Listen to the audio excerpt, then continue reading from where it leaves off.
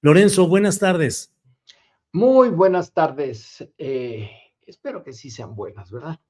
Esperemos que, pues ya no sabe uno, pero pues de todo hay, Lorenzo. Lorenzo, es este tema de las ediciones ERA, que desde luego, pues no son buenas noticias el que cierre una editorial con toda esa historia, con ese catálogo de publicaciones, no es una buena noticia, pero vale la pena reflexionar y te invito a hacerlo, Lorenzo, el hecho de qué ha significado esta editorial y sobre todo, qué tanto las editoriales en México han podido impulsar, ERA y otras más, una auténtica formación política de los mexicanos, qué tanto la promoción y publicación de textos profundos, bien armados, con contexto, van cediendo paso a la rapidez, a la frivolidad, a la superficialidad. No sé, ¿cómo ven los temas, Lorenzo? Bueno, vamos, como dijera el descuartizador, vamos por partes. El tipo de literatura que tiene una casa editorial como ERA es en la práctica una literatura para los pocos, para no solamente los que tienen la capacidad de comprar esos libros, sino el interés, el tiempo y las lecturas anteriores que permiten absorber y procesar bien esas grandes obras que tú ya en tu espacio y con tus entrevistas de los días pasados, has hecho una lista de esos trabajos. Yo pienso sobre todo en los de contenido político y contenido histórico, aunque también están los de literatura que no tiene una expresión política inmediata.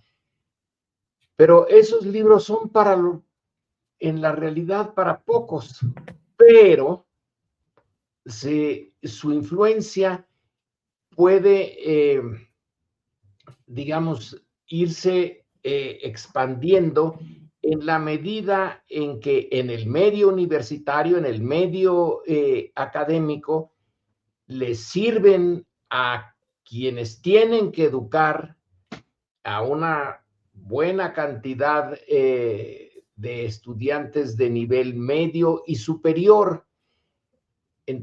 Ellos pueden no tener el libro de González Casanova, por ejemplo, el de la democracia en México, pero sí pueden divulgar el contenido y pensemos en cualquier otro de los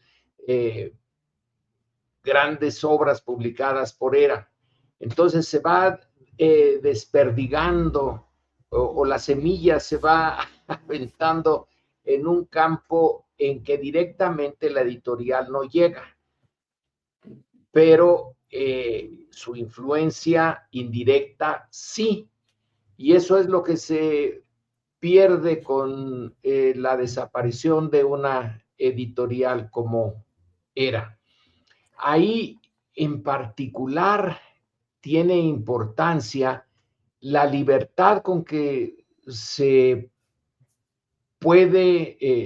podía escribir en un sistema político en el cual nació ERA y donde los grandes medios de difusión no eran precisamente libres y donde la prensa, la televisión, las revistas populares de la época, pues eran una barrera para las ideas avanzadas, las ideas progresistas, las tesis sobre México y sobre su historia, sus realidades, sus posibilidades futuras, estaban, digamos, muy limitadas.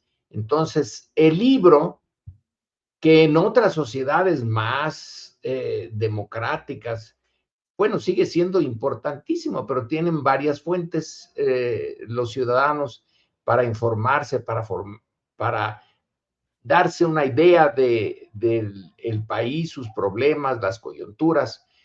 Pero aquí, como la prensa en la época en que nació era, y la televisión era, son muchas eras, ¿verdad? Sí, sí, Eran, son muchas eras. eh, digamos, estaban bajo el control, más o menos, un control indirecto de una visión del mundo, la que favorecía al statu quo, al sistema político basado en el PRI y el presidencialismo, y a la economía de la época. Entonces, esa ventana, que siempre es una ventana, una editorial en cualquier país, en cualquier circunstancia, pero en el nuestro era una ventana más importante que en otras condiciones. Y por tanto, hay que ver su desaparición, bueno, pues sí, como una nada positivo, pero ya estamos en otra época. Ya no hay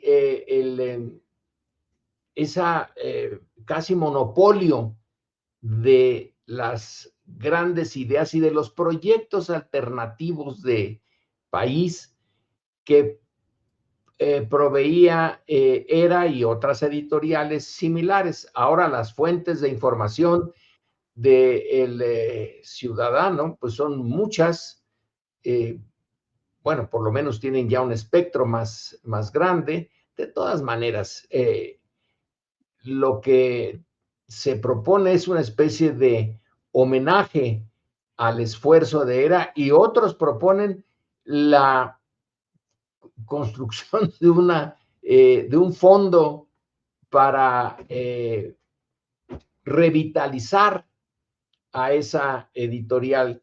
Yo no sé qué se pueda hacer al respecto. Sí sé de la importancia, tuvo mucha importancia. Sí. Fue una ventanota, pero a la que se podían asomar nada más los que lograban llegar a la altura de la ventana, que eran, pues sí, gentes de clase media, de clase alta, ilustrada, y el común de los ciudadanos mexicanos, ese tipo de literatura, de visión del mundo, pues estaba lejos, a lo mejor sigue estando lejos, y es una historia o una forma en que la división de clases en un país como el nuestro abre oportunidades de conocimiento y mantiene cerradas otras. Sí. Ahora, Lorenzo, en términos generales, las transformaciones de un país, los cambios, suelen ser empujados por las masas de abajo hacia arriba o por las élites ilustradas. Es una pregunta que sí, ya veo, ahí estás poniendo, una emboscada. No, no, no. Es que entre menos se lea, y en México leemos poco, y cada vez pareciera que se está leyendo menos, y pareciera que cada vez se está empujando más, pues la rapidez de las redes sociales, el audiolibro, los Sí. resúmenes, todo lo quieren sintetizado, todo rápido, no pensar. Me pregunto si estamos entrando en una etapa en la cual las grandes masas difícilmente podrán empujar verdaderamente cambios, porque están en una enajenación tecnológica, creo que todavía peor. A eso voy. Sí, sí. Esa propuesta tuya tiene sentido. Y sin embargo, echando un vistazo a la historia, uno ve que esas masas de vez en vez se presentan en el primer plano, pero casi siempre tienen un liderazgo que proviene de las clases medias o de las clases altas. Veamos nuestro caso. Sí, la gran revolución fue la guerra de independencia. Vaya que sí fue una revolución en esa sociedad decimonónica. Pero si nos fijamos bien, el liderato es de un grupo relativamente pequeño, ilustrado, muy diferente en su forma de vida y de acceso a la información que el grueso de los que se levantaron, ¿no? Luego, en el siglo, recorremos el siglo y seguimos viendo un movimiento como el de la reforma y la lucha contra el imperio de Maximiliano y los conservadores.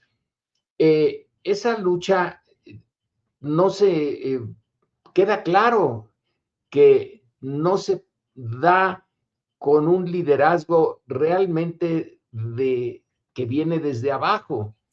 Es un liderazgo de clases medias y en algunos casos incluso de clases altas. Claro que ya hay excepciones y encontramos personajes que provienen realmente de las capas más populares. Luego la revolución, bueno, ¿quién es quien la inicia? El autor de un libro Claro. Que acaba de publicar. No había la editorialera, pero Madero se las ingenió para publicar su libro. La sucesión presidencial. Presidencial, justamente en el momento en que se conmemoraba el centenario de la independencia y que el porfiriato presentaba a México como un éxito rotundo de la modernización por la vía de la dictadura ilustrada de Porfirio Díaz.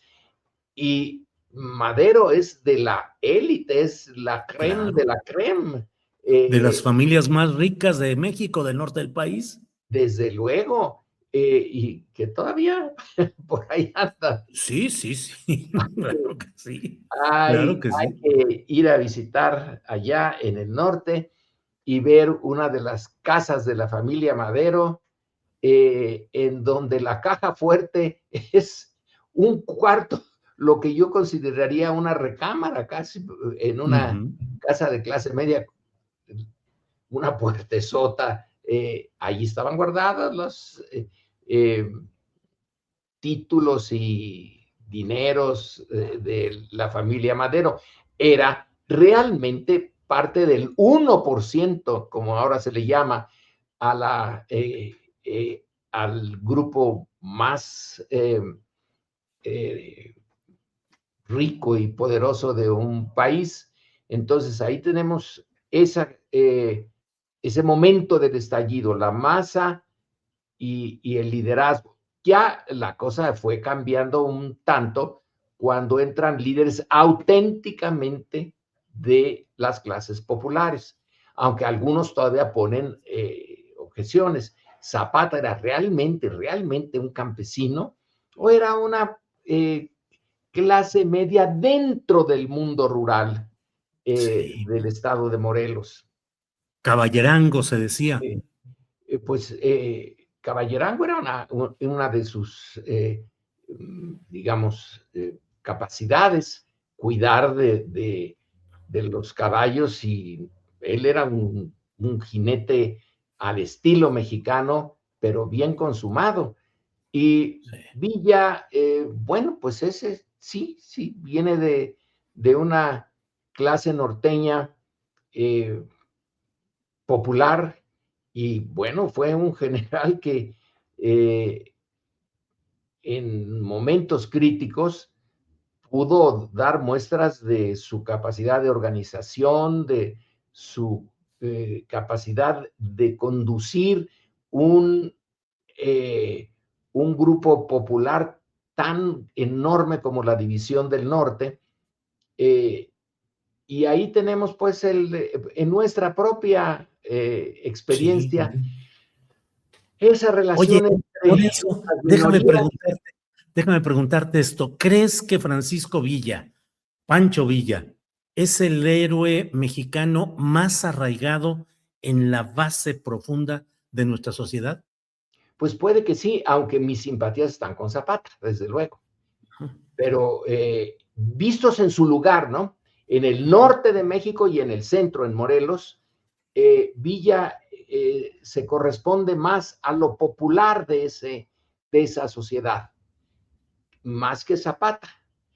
Eh, Aunque Zapata tenía unas ideas realmente muy eh, sofisticadas y realistas sobre la estructura que había que cambiar, Villa Con también, con un equipo de gente, profesores sí, Magaña, Otilio Montaño, pero Montaño, en el Santiago libro de la Hoz. de la O, sí, en el libro de John Reed, México Insurgente, hay unas cuantas páginas en que Reed, eh, hablando como si fuera Villa, como si lo estuviera entrevistando, poniendo a Villa a hablar sobre el México que él quería, son unas cuantas páginas. No sé si tú las tienes en mente, las recuerdas, pero son páginas que hablan de alguien con una visión muy sencilla de México, pero muy a fondo por parte de Villa. Él proponía una sociedad basada en una especie de colonias Sí, agrarias y militares, ¿no? sí. Agrícolas y militares, en donde el personaje central es el jefe de familia, trabaja su tierra, pero está dispuesto a que con un telefonazo, porque ya se habla de teléfono, eh, hecho desde presidencia, se pueda organizar, porque ya está organizado, ya tiene armas, y entonces defender al país. Y una organización rural, pero militarizada, con escuelas, pone mucho énfasis en la escuela, en la educación, muy sencilla, pero muy profunda. Esas paginitas en México Insurgente son estupendas para ver la visión de Villa del país futuro, la Claro. que él estaba buscando. Pero sí, Ahora, Villa es un personaje muy de, de fondo, muy popular. ahora, Lorenzo, la figura de Emiliano Zapata pudo ser tomada, la absorbieron incluso instancias oficiales y oficialistas, la CNC con el emblema de Emiliano Zapata, Carlos Salinas de Gortari también elogiando la figura de Zapata y con un hijo llamado Emiliano, pero la figura de Pancho Villa no ha podido ser apropiada, no sé, y te pregunto, por sus aristas rugosas, difíciles, broncas. Eh, Puede ser, pero tampoco ha sido posible destruirla. Sí, Eh, claro. no está destruida la imagen de Villa. Es más, es que Villa viene de un México del norte que era, digamos, un México relativamente nuevo para la sociedad central.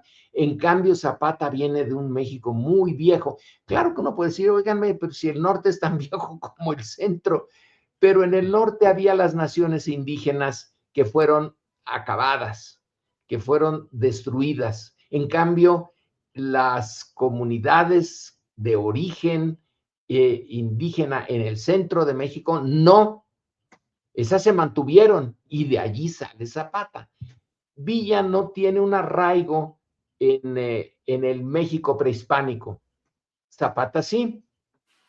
A lo mejor por eso se puede explicar esta diferencia, pero tampoco está destruida la figura de Villa y Claro, creo que no se va a poder destruir.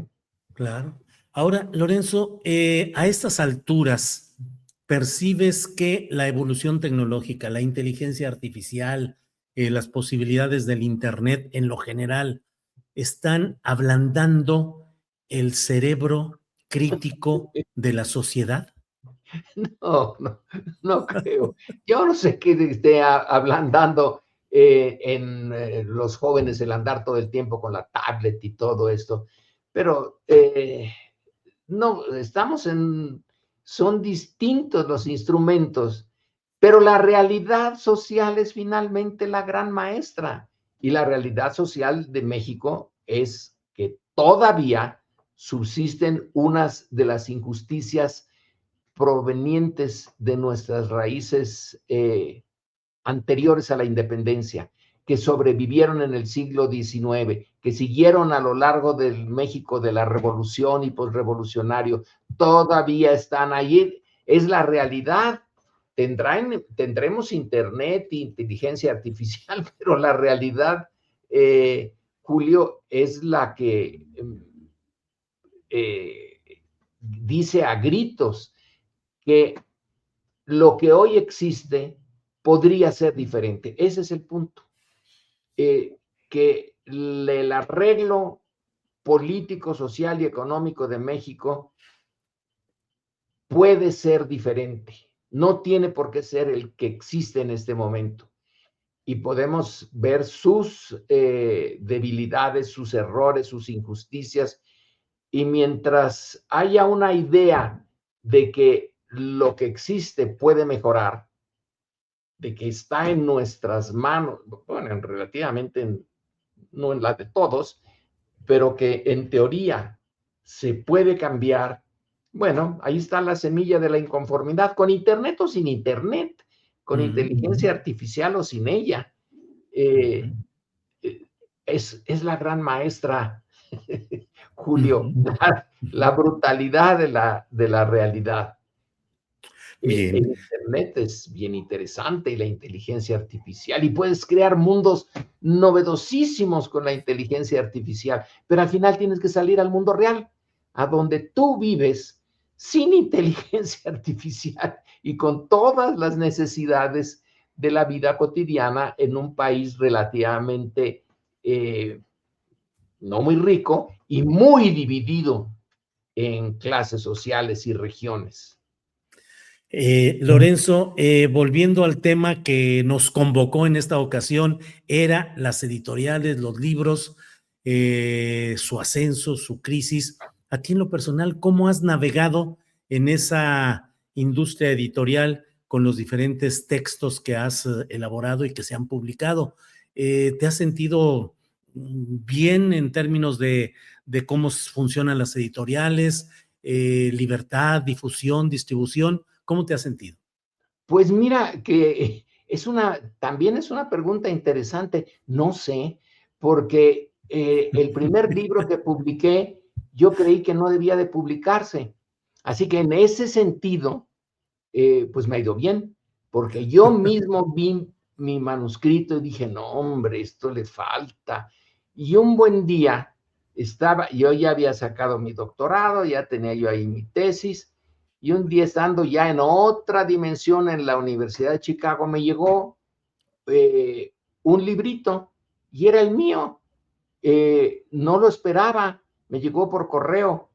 La portada es horrible, debo de decirte, es feísima, pero yo había pensado que algún día podría yo publicar un libro. Y es de aquí que llega sin que realmente haya yo hecho un esfuerzo.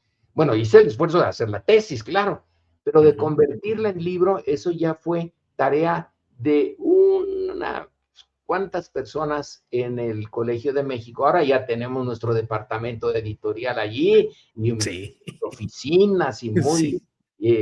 muy moderno. Entonces, no, te estoy hablando de 1967, 66, y me dio una gran sorpresa. Así que yo entré a ese mundo de sorpresa, ¿no? No hice un esfuerzo, pues, porque ir tocando editoriales y ver qué padrino tendría yo, ¿no? Y ya luego de ahí se siguió en mi relación con el Colegio de México hasta que empecé a publicar libros que no son de investigación de archivo y del mundo duro y cerrado de las ciencias sociales, sino que son más, donde soy más libre, que son los actuales. Y en esos encontré una recepción realmente fácil en editoriales comerciales, en Random, en Océano, y ahora supongo, pues ya firmé un contrato en Planeta. No me ha costado mucho trabajo, aunque Ya no sé vi. si sirve de algo, pero en fin. El primer libro del doctor Lorenzo Meyer, México y los Estados Unidos en el conflicto petrolero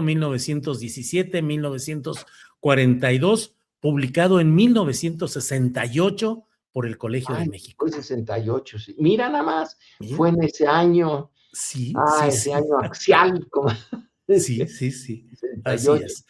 pero tenía la Pues, portada re fea, nada atractiva. Ahora ya hay una edición que le cambié el título en el Fondo de Cultura, Los orígenes del nacionalismo petrolero mexicano, le puse. Ajá. Ese ya Ya suena con más marketing, Lorenzo. exactamente.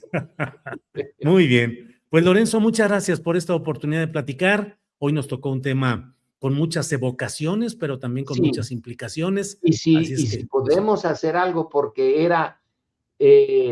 siga siendo. no fuera algo que era, sino que siga siendo, hay que hacerlo. Sí, sí, Si sí. no, bueno, pues por lo menos tener un muy buen recuerdo de esa editorial. Lorenzo, muchas gracias como siempre y pendientes para la semana que entra a ver qué acumulación de hechos nos convoca en ese día. Gracias, Lorenzo. O de desastres. Sí, calla. Bien, gracias, Lorenzo. Hasta pronto.